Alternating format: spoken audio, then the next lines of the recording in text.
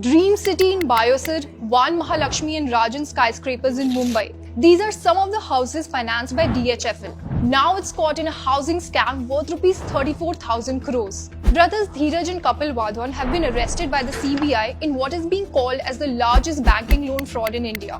They are the primary promoters of Dewan Housing Finance Corporation or DHFL. It's considered one of the earliest housing lenders in India, and DHFL is placed among the biggest financial companies in the country. DHFL issues home loans to lower and middle income Indian groups. But what's the scam all about? Well, here is what happened. In 2022, the Union Bank of India filed a complaint against the Wadhwans. In their FIR, the Union Bank of India said that the housing company had borrowed rupees 42,000 crores from a consortium of 17 banks led by them, of which over rupees 34,000 crores still remained unpaid.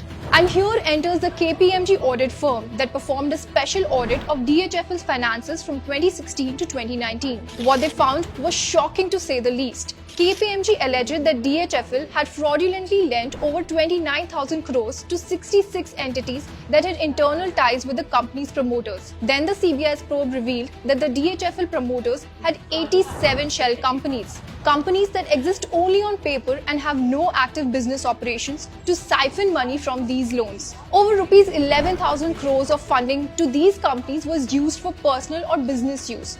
Like these 24 paintings bought by Kapil and Dheeraj worth 63 crores. This was possible because DHFL gave these loans without any proper scrutiny or obtaining adequate securities. These companies did not have any ongoing projects to justify these loans. And here's where it gets even worse. A fake virtual branch in Bandra was added to DHFL's software system to account for the diverted funds. This branch in Bandra did not have any physical office and was primarily used to feed money to these shell companies. DHFL even illegally availed rupees 1,880 crores in interest subsidy from the government under Pradhan Mantri Awas Yojana. And now